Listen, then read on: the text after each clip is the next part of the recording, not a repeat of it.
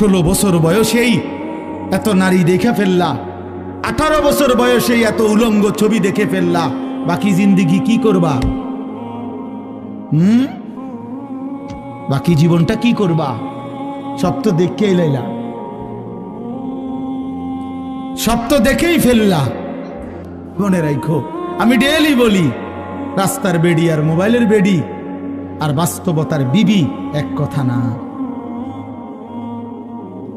রাস্তার নারী 2 নম্বর হইলে তোমার সমস্যা নাই, মোবাইলের নর্তকী 3 নম্বর হইলেও তোমার সমস্যা নাই। তোমার বউ যদি 2 নম্বর হয়, চরিত্রহীন হয়, তুমি বুঝবা দুনিয়া কারে বলে। তোমার হায়াতই তখন হয়ে যাবে জাহান্নামের টুকরা। এজন্য আমি পরিষ্কার ছেলেদেরকে বলি, বাবা তোরা যারা বেনামাজি, তুই মুসলমানের সন্তান না। মনে রাখিস বেটা, তুই লাওয়ারিস, তুই বেওয়ারিস। তোর কোনো মা নাই, তোর কোনো বাবা নাই, তোর কোনো পিতৃ পরিচয় নাই। মোবাইলের ওই নর্তকী তোর পরিচয়, মোবাইলের ওই উলঙ্গ নারী তোর পরিচয় হইতে পারে না। এত অল্প বয়সে এত নষ্ট হইও না, এত কম বয়সে এত চরিত্রহীন হইও না, এত চালাক ভাইব না নিজেরে, এত চালাক ভাইব না। তুমি একটাবার ইনসাফের সাথে ভেবে দেখো, তুমি প্রতিনিয়ত গুনাহ আর অশ্লীলতার মধ্যে ডুবে যাচ্ছ, কিন্তু কেউ তোমারে কদ্দুর ডাকেও না। কিরে বাবা তুই এরম করস কা? আরে তোর কি আল্লাহ নাই, আখেরাত নাই? তোর কি বাবা কবর নাই? আপন মাও আপন সন্তানকে ডাকে না, বাবাও ডাকতেছে না, কেউ তারে ফিরাচ্ছে না। তোমারে সবাই ছেড়ে দিছে কেন বাবা? এর মূল কারণ মনে রাখেন ছেলেরা, বাপ মনে রাখো, যার উপরে আল্লাহর লানত পড়ে, খোদার লানত, তারে গোটা সৃষ্টি ঘৃণা করে। তোমরা যারা সারা দিন রাত 1 ওয়াক্ত নামাজ পড়ো না, কোনোভাবেই আল্লাহ আখেরাত পরকালের কিছুই বুঝো না, এমন অভিশপ্ত। মাত্র 18 বছর বয়সে খোদার গজব পড়লো তোমার উপরে, আল্লাহর লানত পড়লো কেন? 18 বছর বয়সে এত বড় নাফরমান হয়ে গেল কেন? আমার এই 44 বছর বয়সেও আমার আম্মা 75 বয়স্ক মহিলা, এখনো আমার মা আমারে কথা হইলেই বলে, হুত নামাজ শুনি। খোদার কসম, মা আমারে এখনো জিগায়, ফুত নামাজ শুনি। কিরে ভাইয়া, 75 বছর বয়স্ক মা তো আমার 44 বছর বয়সী সন্তানকে আজও ডাকে যে ফুত নামাজ শুনি। তোমার বয়স মাত্র 18 বছর, তোমারে কেন কেউ ডাকে না? তোমার জীবনে এত বড় অভিশপ্ত হলো কেন? আল্লাহ বলে, আমার যে বান্দা আমার রাসূলের বিরুদ্ধাচরণ করবে এবং আমার ইমানদার মুমিনদের পথ থেকে উল্টো পথে চলবে, আল্লাহর কসম আল্লাহ বলে, নুআল্লিহি মা তাওয়াল্লা, আমি তাকে সেই উল্টো পথেই চালাবো, ওয়া নুসলিহি জাহান্নাম, একদিন তাকে জাহান্নামেই ফেলে দেব। যে মৃত্যু আমাকে বরণ করতেই হবে, যেই কবরে আমাকে যেতেই হবে, কোনো ফাঁক ফুক নাই, কোনো সাইড নাই, তাহলে তার জন্য প্রস্তুতি নেওয়া, তার জন্য বাবা যে সেখানে আমার কি হবে, সেখানে আমাকে কি করতে হবে। খোদার কসম, এতটুকু বিবেক বুদ্ধি খাটানো, এটা একটা সুস্থ মানুষের দাবি। এজন্য কুরআনুল কারীমে আল্লাহ তাআলা বলেছে, নাফরমানের দিল আছে কিন্তু কিছুই বোঝে না, নাফরমানের কান আছে শোনে না, চোখ আছে দেখে না। এজন্য আল্লাহ তাআলা বলছেন, উলাইকা কাল আনআম, নাফরমান এক ধরনের জানোয়ার। যার আল্লাহ নাই তার কিছুই নাই, আল্লাহকে হারিয়ে সব পেলেও কিছু পায় হয় না, আল্লাহকে পেয়ে সব হারালেও কিছুই হারায় না। জুতু মেরা তু সব মেরা। নবী সাল্লাল্লাহু আলাইহি ওয়াসাল্লাম বলছেন, তোমার দিলকে প্রশ্ন করো, তোমার বিবেককে জিজ্ঞেস করো। এমনটাই হওয়া উচিত মুসলমান। তোমার বিবেক কি বলে? একটা ছেলে বেনামাজি, তুমি আইসা দাঁড়ায়া বলো, ভাইয়া 1 মিনিট তুমি মাইক ধরে বলো, মুসলমান এমনই হওয়া উচিত।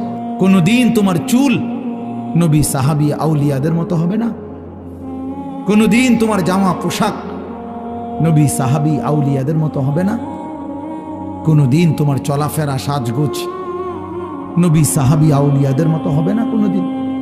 আল্লাহর নবী সাল্লাল্লাহু আলাইহি ওয়াসাল্লাম বলছেন, ফারকু মা বাইনানা ওয়া বাইনাল কুফরি আস-সালাহ, আমাদের মাঝে আর কাফেরের মাঝে পার্থক্য নামাজ।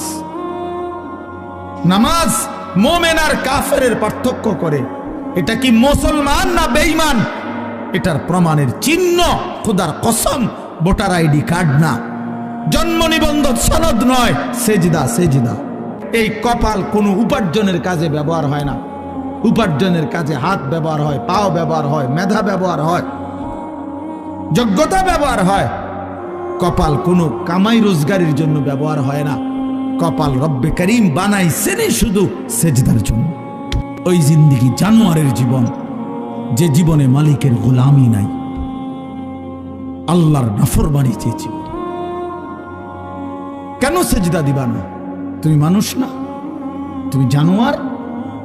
তুমি কুকুর? তুমি বিড়াল? তুমি শূকর? তুমি সেজদা দিবা না কেন? এই জন্য মনে রাখো, যাদের কপালে ছেলেরা সেজদা নাই, তোর জিন্দিগি কুত্তার জিন্দিগি। মনে রাখিস, আমার নাম মনে রাখিস। আমি বলছি, আমার নাম আনিসুর রহমান। আমার নাম মনে রাখো। মুসলমান যদি হয়ে থাকেন, বুঝাপড়া করেন নিজের ছেলের ব্যাপারে। আরে ছেলের বিদেশ পরে বেটা, ছেলের দুনিয়া পরে, ছেলের ঘর বাড়ি বিল্ডিং সোফা ফার্নিচার পরে মিয়া। আগে ছেলের সাথে বোঝাপড়া করেন। তুই যদি মুসলমানের বাচ্চা হয়ে থাকস, কেন ফজরের নামাজ পড়বি না? ইমানদারের মেয়ে কেমনে বেপর্দা হয়? ইমানদারের স্ত্রী কেমনে বেপর্দা হয়? ইমানদারের সন্তান কেন 24 ঘন্টা আল্লাহর নাফরমানি করবে? আপনি তারে আল্লাহ চিনাইতে পারলেন না। জীবনে কি চিনাইলেন? কার জন্য সোফা বানাইলেন? কার জন্য খাট বানাইলেন? আপনার বানানো খাটে আপনার অসভ্য সন্তান সারা রাত উলঙ্গ ছবি দেখে। আপনার বানানো সোফাতে বসে আপনার স্ত্রী ছেলে মেয়ে রঙিন সিনেমায় নর্তকীর নাচ দেখে টেলিভিশনে বসে বসে। সফলতা এটা? যেই মরণ তুমি চাও নাই কোনোদিন, তুমি না চাইলেও সেই মরণ একদিন চলেই আসবে। আসবে তো? কথা বলেন না? অতএব আপনি বুদ্ধিমান হন আর বেকুব হন, চালাক হন আর বোকা হন, আমি মরে যাব। আল্লাহ বলে, বান্দা তোমাকে আমি বানিয়েছি, আমি তোমার ভিতরেরটাও জানি, আমি তোমার শিরা উপশিরা রগ রেশারও কাছাকাছি। আমার 2 জন ফেরেশতা তোমার ডানে বামে, আমার আরেকজন ফেরেশতা তোমার জবানের সব লিখে রাখে। এই ব্যবস্থাপনার এই বেষ্টনীর ভেতরেই একদিন ভালো করো আর মন্দ করো, কাজে লাগাও আর নষ্ট করো, এই অবস্থায় একদিন সত্য সত্য তোমার মৃত্যু যন্ত্রণা শুরু হয়ে যাবে আর তোমার মৃত্যু হয়ে যাবে। যালিকা মা কুনতা মিনহু তাহিদ, যে মৃত্যু থেকে তুমি পলায়ন করতে চেয়েছি। আল্লাহ এটাই বলছেন, বান্দা খামখেয়ালি করো না। অনুফিখা ফিস সূর যালিকা ইয়াউমুল ওয়াঈদ। আল্লাহ তাআলা বলেন, ইসরাফিল ফু দিবে আর হাসরের মাঠ কায়েম হবে। আর হাসরের মাঠই ইয়াউমুল ওয়াঈদ, যেই মাঠের যেই দিনের ব্যাপারে তোমাদেরকে ভয় দেখানো হয়েছিল যে আখিরাতের হাসরের আযাব বড় কঠিন, সেটা কায়েম হবে। এখন দেখবা ফিডা কারে কর, এখন দেখবা লাথি কারে কর, এখন দেখবা নারীর মজা, এখন বুঝবা জিনার মজা, এখন বুঝবা নেশার বোতলের মজা। এখন বুঝো, এক এক লাথি দিয়ে দিয়া যখন জাহান্নামে ফেলবে। হ্যাঁ, আমি মজাক করে বলছি, লাথি দিয়ে দিয়ে জাহান্নামে ফেলবে। জাহান্নামে কোনো জাহান্নামীকে হাঁটাইয়া নেওয়া হবে না, লাথি দিয়ে দিয়ে নেওয়া। কোনো ব্যক্তি মৃত্যুবরণ করে মানে হলো তার চোখটা বন্ধ হয়। তো চোখ বন্ধ হলে আমরা মনে করি বেটার চোখ বন্ধ হয়ে গেছে, অতএব সে আর কিছুই দেখবে না, মরে গেছে। আল্লাহ বলে, না বান্দা, চোখ বন্ধ করলে বাহ্যিক দৃষ্টিতে তুমি দেখছো মরা গেছে, এই দুনিয়া আমি বন্ধ করে দিছি আর কি। কিন্তু এইবার কবরে নিয়া আমি আল্লাহ এই চোখের এই পর্দা সরাইয়া দেব। এইবার ফাবাসারুকাল ইয়াউমা হাদীদ, এবার তোমার চোখ হয়ে যাবে এতটা পরিষ্কার যে কবরের থেকে তুমি জান্নাত পর্যন্ত দেখবে অথবা জাহান্নাম।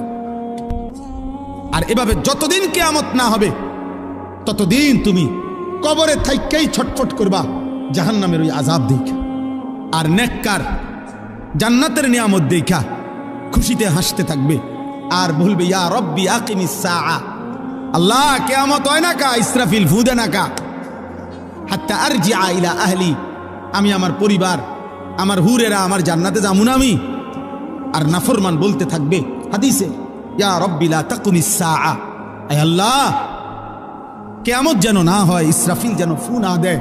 আহা, এই আযাবে আমি কেমনে থাকি?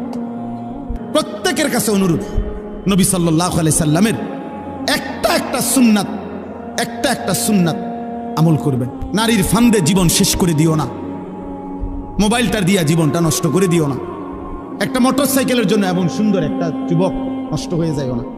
12,000 14,000 টাকার একটা মোবাইলের কাছে এমন একটা হায়াত, এমন একটা জীবন চরিত্রহীন বানায় দিও না, বরং জীবনটা সুন্দর করার চেষ্টা করেন।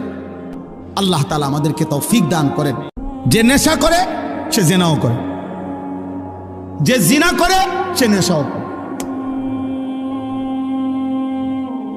হ্যাঁ, যেখানে গান বাদ্য হয় সেখানে জিনা ব্যভিচার হয়, যেখানে জিনা ব্যভিচার হয় সেখানে গান বাদ্য হয়। এই তিন জিনিস একসাথে, নেশা, নারী, গান একসাথে। নবীজি বলছে, মান শারিবাল খামরা, যে মদ পান করে, নেশা করে, গাঁজা খায়, বাবা খায়, ইয়াবা ট্যাবলেট নেয়, এরকম নেশাগ্রস্ত, খুদার কসম আল্লাহ নবী বলছে তার বড় দুইটা ক্ষতি হয়।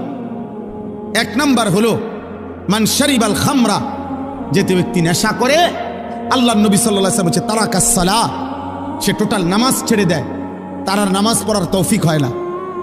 কিন্তু এরপরের কথাটা আরো জঘন্য, এটা বলতেও আমার কলজাটা কাঁপে। নবী সাল্লাল্লাহু আলাইহি ওয়াসাল্লাম বলছে নেশাগ্রস্ত ব্যক্তি অচিরেই ওয়াকা আলা আম্মাতিহি ওয়া খালাতিহি, আপন চাচি, মামি, ফুফি, খালা, চাচাতো বোন, মামাতো বোন, ফুফাতো বোন, খালাতো বোন, এমন নিকট আত্মীয়র সাথে জিনা এবং ব্যভিচার করতে আগ্রহী হয়। আল্লাহ আমাদেরকে হেফাজত করেন, আল্লাহ আমাদেরকে হেফাজত করেন। আল্লাহ তাআলা বলেন ওয়ালাকাদ খালাকনাল ইনসানা, আল্লাহ আমাদেরকে আমাদের মৃত্যুর কথা মনে করায় দেওয়ার জন্য, মৃত্যুর কথা আল্লাহ কয়েকটা কথা বলছে। এক নম্বর, আল্লাহ বলে শোনো, আমি আল্লাহই প্রত্যেকটা মানুষকে সৃষ্টি করেছি। আল্লাহ তাআলা বলে প্রত্যেকের অন্তরের গভীরে যত গুনাহের কুমন্ত্রণা, গুনাহের আগ্রহ আমি আল্লাহ জানি, লুকাইতে পারবা না আমার। আল্লাহ থেকে লুকানো সম্ভব? কথা বলেন না। আল্লাহ বলে যেই রগগুলোর মাধ্যমে, শিরা উপশিরার মাধ্যমে শরীরের ভিতরে সারা দেহে রক্ত সঞ্চালন হয়, আমি আল্লাহ তোমার ওই রগ রেশা শিরা উপশিরার চাইতেও কাছে। এই তিনটা জিনিস প্রথম আল্লাহ বলছে। এক, আমি তোমাকে বানিয়েছি। দুই, তোমার অন্তরের গভীরে যা আছে, যা মনে হয় দিলের ভিতরে, আমি তা জানি। তিন, আমার আল্লাহ বলেন তোমার গড্ডান সহ সারা দেহের রগ রেশা শিরা উপশিরার চাইতেও আমি কাছে। আল্লাহ বলে তোমার ডানে বামে 24 ঘন্টা আমার 2 জন ফেরেশতা মোতায়েন আছে। তুমি আড়াল করবা কেমন, লুকাইবা কার কাছে? আল্লাহ বলে তোমার জবান দিয়ে ভালো কিংবা মন্দ যা কিছু উচ্চারণ হয়, জিকির হোক, গালি হোক, ভালো হোক, মন্দ হোক, আল্লাহ তাআলা বলেন আমার একজন তৎপর চৌকান্না, একজন ফেরেশতা আলাদা তোমার জবানের প্রতিটা উচ্চারণ লিখে রাখছে।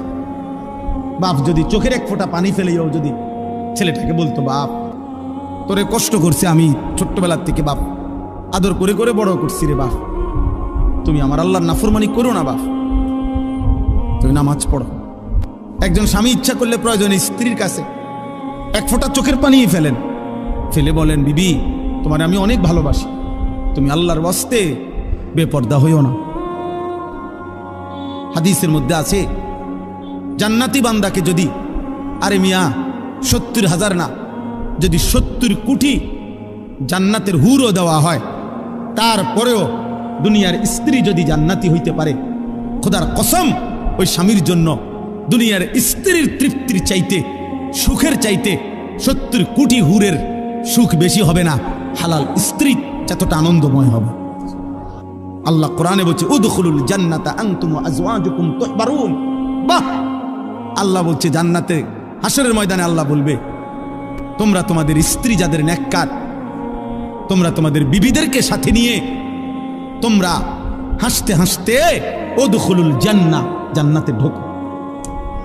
কাঠ পালং আর সোফার ফার্নিচার, বিল্ডিং আর ইট, টাইলস আর বাথরুম নিয়ে এত ব্যস্ত হইয়েন না।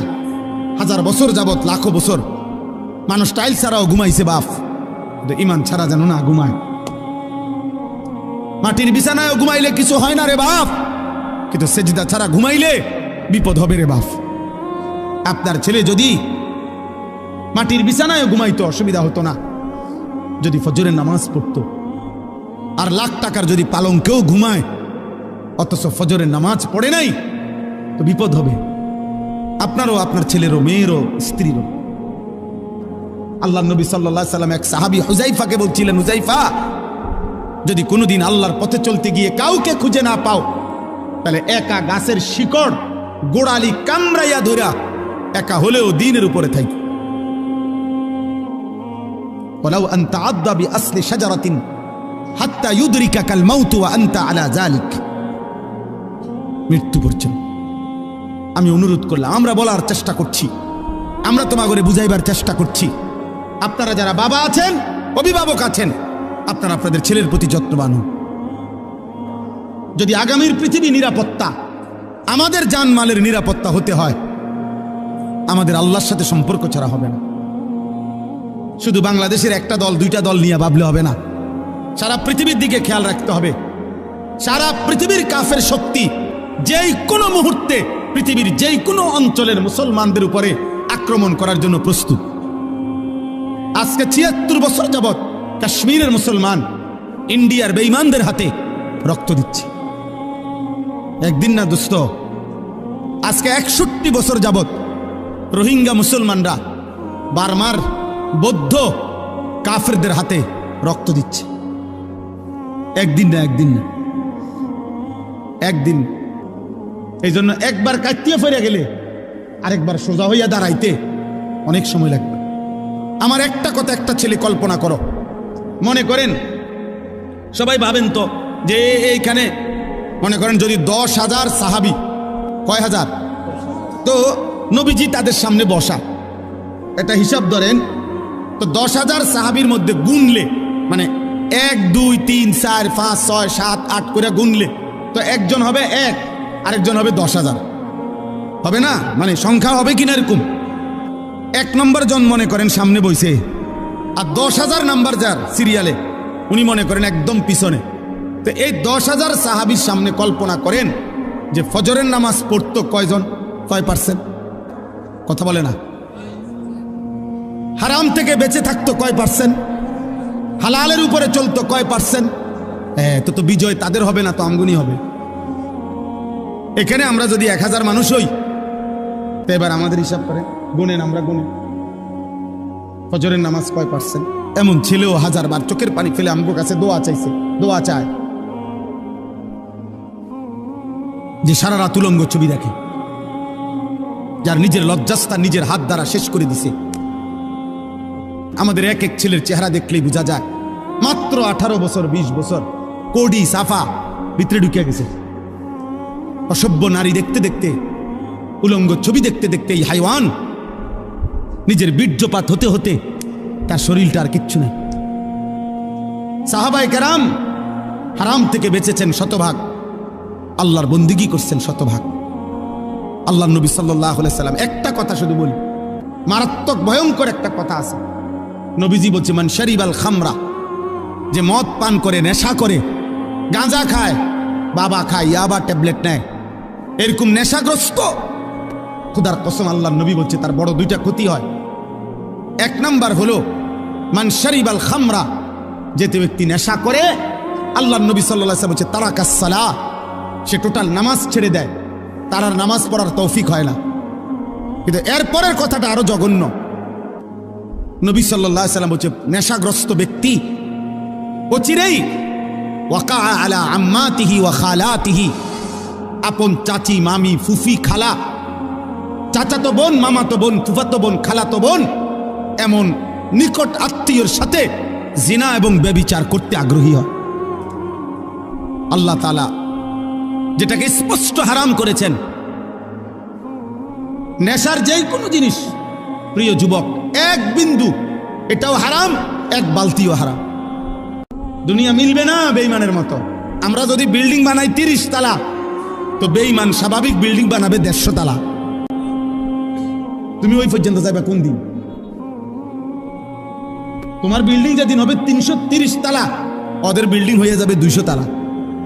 আল্লাহ যদি কাফের চাইতে বেশি পরিমাণ দুনিয়া ইমানদারদেরকে দিত তো নবী মুহাম্মদকেই দিত।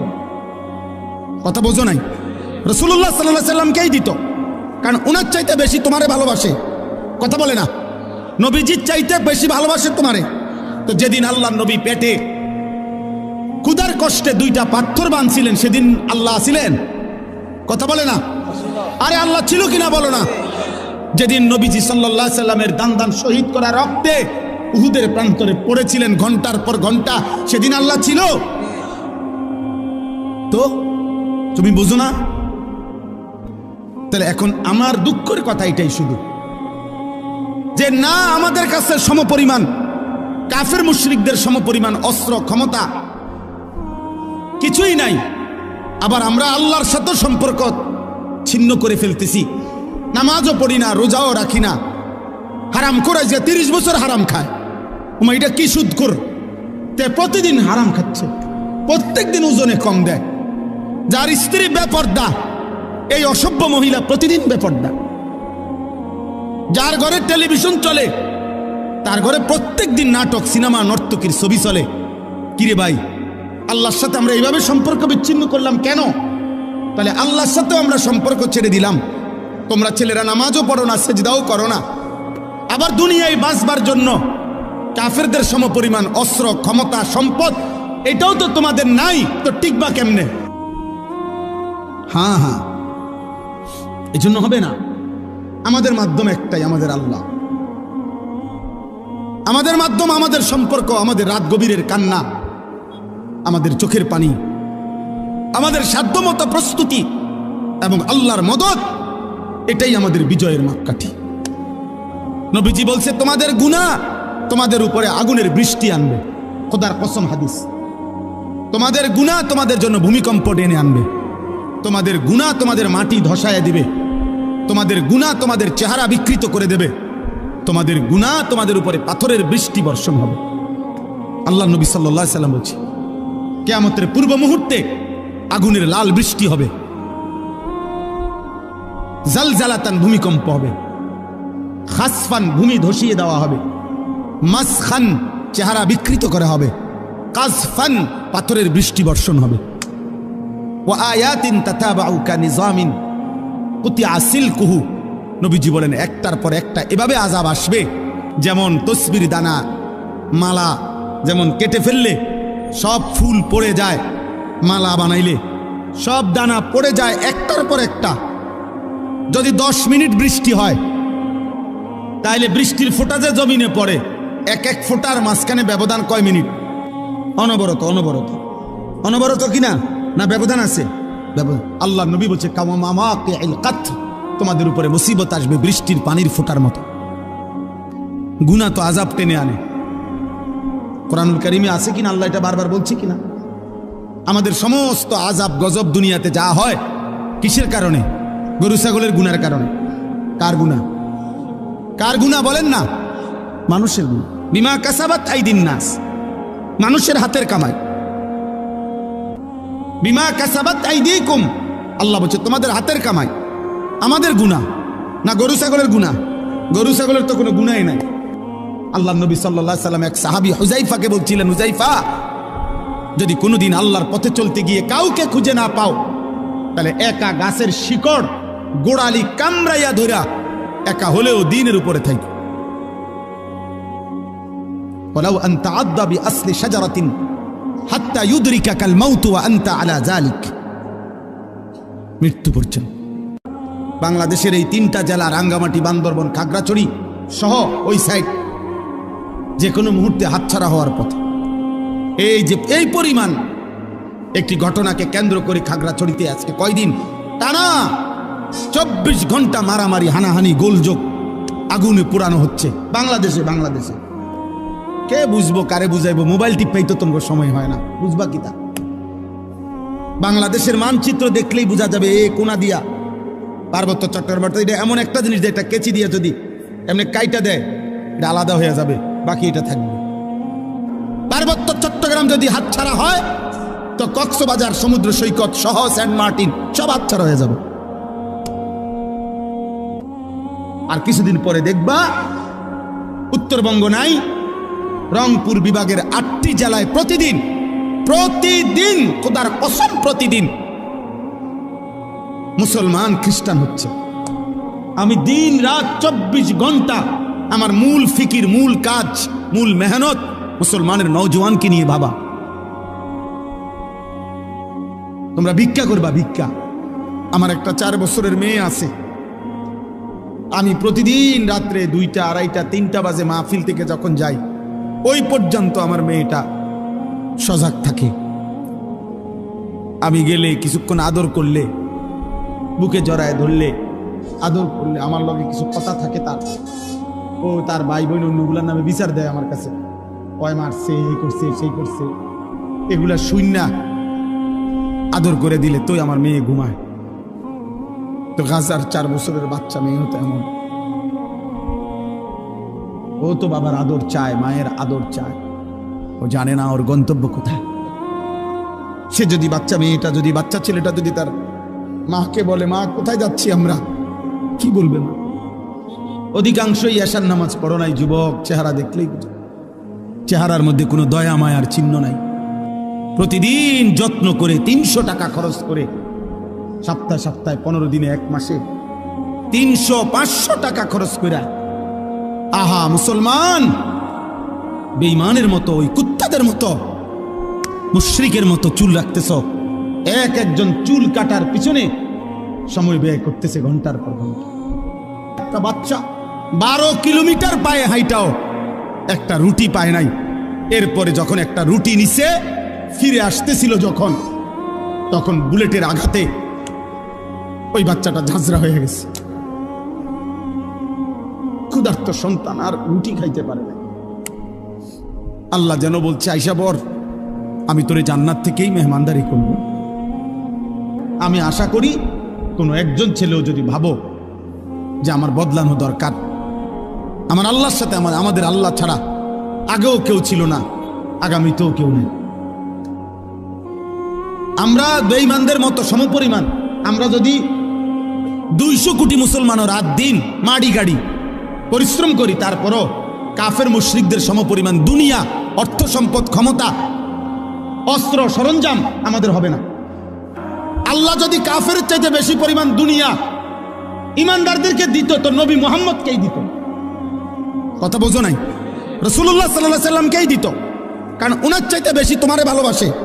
কথা বলে না? নবীজির চাইতে বেশি ভালোবাসে তোমারে। তো যেদিন আল্লাহ নবী পেটে ক্ষুধার কষ্টে 2টা পাথর বাঁধছিলেন, সেদিন আল্লাহ ছিলেন? কথা বলে না? আরে আল্লাহ ছিল কিনা বলো না? যেদিন নবীজি সাল্লাল্লাহু আলাইহি সাল্লামের দান শহীদ করা রক্তে উহুদের প্রান্তরে পড়েছিলেন ঘন্টার পর ঘন্টা, সেদিন আল্লাহ ছিল? তো তুমি বুঝো না? দুনিয়া মিলবে না বেঈমানের মতো। আমরা যদি বিল্ডিং বানাই 30 তলা, তো বেঈমান স্বাভাবিক বিল্ডিং বানাবে 150 তলা। ইসলামের ইতিহাসের শ্রেষ্ঠ একজন মুসলিম শাসক ওমর ইবনে আব্দুল আজিজ, যাকে ইসলামের 5ম খলিফা বলা হয়, অনেক বড় নেককার বুজুর্গ ছিলেন। ওই কিতাবে লিখছে, উনি মাঝে মাঝে কবরস্থানে যাইতেন, আর কবরস্থানের দিকে তাকাইয়া নিজে নিজে বলতেন, ইয়া মাউতু মাজা ফাআলতা বিল আহিব্বা, হে মৃত্যু, হে কবর, বলো না আমার বন্ধুদের সাথে তুমি কি করেছো? আমার বন্ধুরা কোথায়?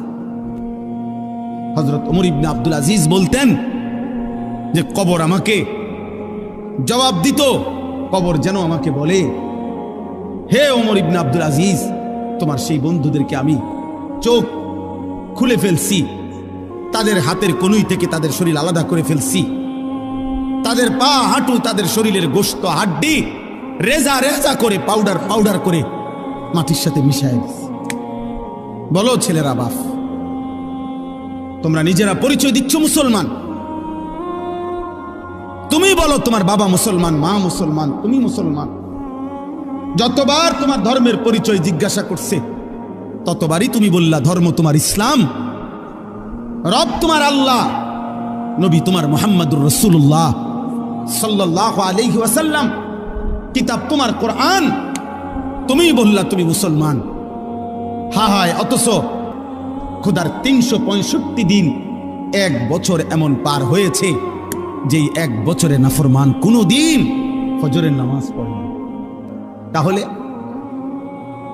এই জন্য একটা ছেলেকে বললাম, একজন বাবাকে বললাম, যারা ফজরের নামাজ, আমার শায়েখ, আমার হুজুর, আমার উস্তাদ, আমার মুরব্বী বলছেন, আমি এই জন্য ওই কথার তাকিদ করলাম। ফজরের নামাজ মুমিনের নামাজ। ফজরের নামাজ দ্বারা, প্রিয় ভাই ছেলেরা, বাবা শুনো বাপ, এটা কঠিন কিছু না, মোটেই কঠিন কিছু না। 4 রাকাত নামাজ কঠিন না। একটা মোবাইলে অ্যালার্ম দিয়ে রাখলেও উঠা যায়। আবার ঘুমাও, ফজরের পরে লাগলে তোমার ঘুম বাকি থাকলে তুমি আবার ঘুমায়ও।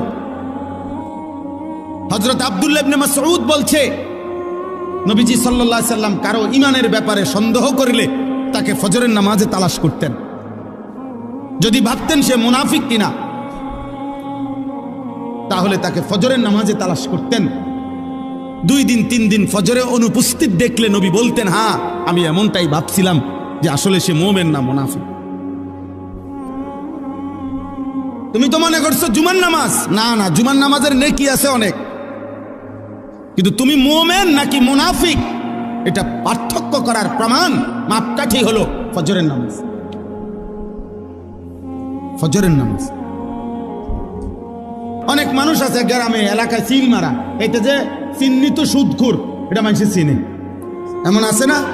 হ্যাঁ, চিহ্নিত ডাকাত, চিহ্নিত হারামখোর, এটা মানুষ চিনে কিনা বলেন? এরকম 2-4 জনের নামে সিল লেগে যায় মানুষের, মানুষ চিনে। তো হযরত আব্দুল্লাহ ইবনে মাসউদ বলেন, নবীজির জামানায় এরকম যারা চিহ্নিত মুনাফিক, মানুষে জানতো ভিতরে ভিতরে যে সে মুনাফিক, কিন্তু সে তার মুনাফিকি ঢাকবার জন্য তিনি বলেন যে ওই চিহ্নিত মুনাফিকরাও ফজরের নামাজের জামাতে আসতো, যাতে মানুষ স্পষ্ট মুখের উপরে মুনাফিক না বলে, ভিজে ভিজে কয় কিন্তু সামনাসামনি যেন না বলে, এই জন্য ফজরের নামাজে আসতো। মুসলমানদের ওই জামাত, মুসলমানদের ওই দলের দ্বারা ইহুদিদের চূড়ান্ত পতন হবে, ইহুদিরা চূড়ান্তভাবে ধ্বংস হবে। কিতাবে লিখছে, তাওরাতের ভবিষ্যৎবাণী হলো, আল্লাযীনা কানু ফি সালাতিল ফজরি কাসালাতিল জুমআ, মুসলমানদের যেই জামাত ফজরের নামাজে ওই পরিমাণ, জুমার নামাজে যেই পরিমাণ। কসম খোদা, ফজর আর জুমা বরাবর না হলে ওই দলের হাতে, ওই ব্যক্তিদের হাতে ইহুদিদের পতন হবে না, বরাবর হইতে হবে। এখন আমাদের জুমার নামাজ আর ফজরের নামাজ বরাবর, আরে মুসল্লি বরাবর 50, 4 ভাগের 1 ভাগ, আমাদের বিজয় অনেক দূর। একটা মুসলমান বুঝি 60 বছর পর্যন্ত বিড়ি সিগারেট খাবে, এটা মুসলমান? 30 বছর একজন মুসলমান সুদ খায়, এটা মুসলমানের বাচ্চা? একটা মুসলমান বুঝি 60 বছর বয়সও কথায় কথায় গালিগালাজ করবে, এটা মুসলমান? একটা মুসলমান বুঝি প্রত্যেক দিন নর্তকীর ছবি, নাটক, সিনেমা, নাচ, গান, টেলিভিশন দেখবে, এটা মুসলমান? একটা মুসলমান 30 বছর ওজনে কম দেয় প্রত্যেক দিন, এটা মুসলমান? যদি মানুষ হয়ে থাকো, জানোয়ার না হও, যদি ইনসান হও, যদি মায়ের পেটে জন্ম নিয়ে থাকো, যদি কোনো মুসলমান মার দুধ খাইয়া থাকো ছেলে, তাহলে মুসলমান এত বড় নিকৃষ্ট কেমনে হয়? আমার 16 বছরের সন্তান আছে, তাইলে তোমরা যাদের বয়স 16, তুমি আমার সন্তান। 18 বছর 20 বছরের ছোট ভাই, তোকে আমি বললাম, জানতে চাইলাম তোমার কি মনে আছে মোট তোমার এই পর্যন্ত কতগুলো ফজরের নামাজ ছুটে গেছে? রাসূলুল্লাহ সাল্লাল্লাহু আলাইহি সাল্লাম স্পষ্ট বলছেন, লা ইয়াশহাদুহুমা মুনাফিকুন, এশার নামাজ এবং ফজরের নামাজে উপস্থিত হয় না কে? নবীজি পরিষ্কার বলছে, মুনাফিকুন, মুনাফিক। যিনি সুপারিশ করবেন উনি তো তোমাকে বললেন মুনাফিক, তো তোমার সুপারিশ করবে তোমার কোন আব্বায়, তোমার কোন বাপে সুপারিশ করবে? সুদ খাইতে খাইতে কবরে যাবে, নবীজি হাসরের ময়দানে জান্নাত দিয়ে দিবেন সুপারিশ করে, এই তো সুপারিশ নাকি? কথা বলেন না কেন? এই সুপারিশ। দুনিয়াতে নাফরমান মৃত্যু পর্যন্ত বিড়ি খাইতে থাকবে, আর মরলেই হাসরের ময়দানে নবী সুপারিশ করে জান্নাত, এই তো না?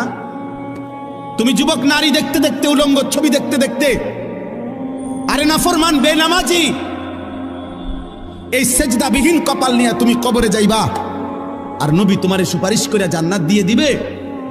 এইটা নি সুপারিশের অর্থ। এজন্য যে আল্লাহর কথা মনোযোগ দিয়ে শুনবে, চুপ থেকে শুনবে, আল্লাহ তার উপরে রহমত বর্ষণ করবে।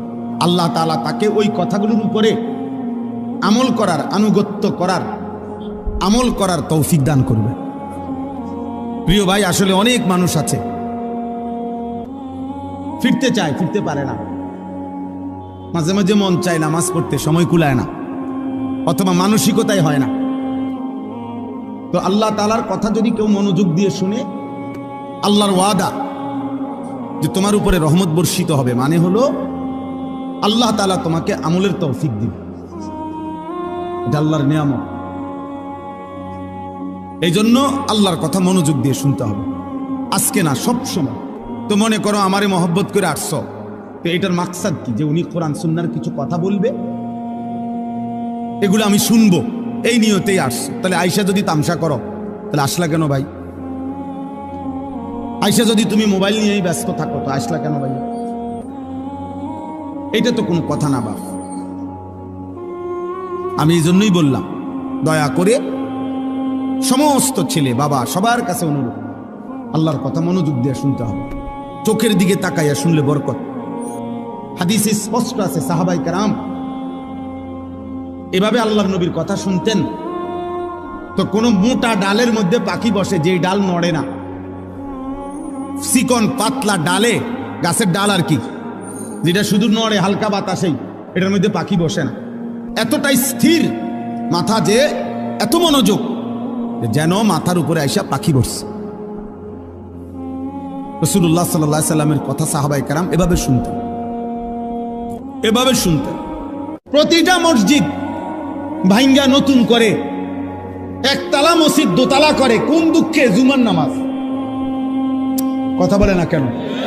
শুধু একটাই কথা, যে জুমার মুসল্লি কি হয় না, এই জন্য কি করে দোতলা, এই জন্য তিনতলা। তাহলে মুসলমানের উপরে জুমার নামাজ শুধু ফরজ? যদি মনে করতে দেখতা যে না, জায়গায় জায়গায় শুধু হুজুররাই ফিডা খায়, তাইলে না হয় ইসলাম ছেড়ে দিতা। ইসলাম ছাড়বা কেমনে? পরিচয় আড়াল করবা, চুল রাখছো কাফেরের মতো, জামা প্যান্ট, 18 বছর 20 বছরের ছেলে হাফ প্যান্ট পরে, মারু হাফ প্যান্ট পরে, সেইটারে ফ্যাশন মনে করছে। তোমার ভোটার আইডি কার্ড, তোমার জন্ম নিবন্ধন সনদ, তোমার টিকা কার্ড, তোমার পাসপোর্ট, ওইখানের মধ্যে তো তুমি লিখেই দিছো তোমার ধর্ম ইসলাম। পৃথিবীর যেই কোনো এয়ারপোর্টে তোমার পাসপোর্ট পাঞ্চ করলেই তো পরিচয় আসবে তুমি মুসলমান। তাইলে জামা পোশাক দিয়া যতই তুমি অন্যের সুরত ধরো না কেন, নিজের ইসলাম লুকাবা কেমন? কিন্তু দোস্ত আমার, বন্ধু, একটা ছেলে ভাইব, হয়তো একদিন মোবাইল থাকবে না, ফেসবুক থাকবে না, ইউটিউব থাকবে, থাকবেও না। ফেসবুক ইউটিউবের এখন আর বেল নাই, এর চাইতে লেটেস্ট প্রযুক্তি, এআই, চ্যাট জিপিটি, এর চাইতে অত্যাধুনিক প্রযুক্তি এখন আছে।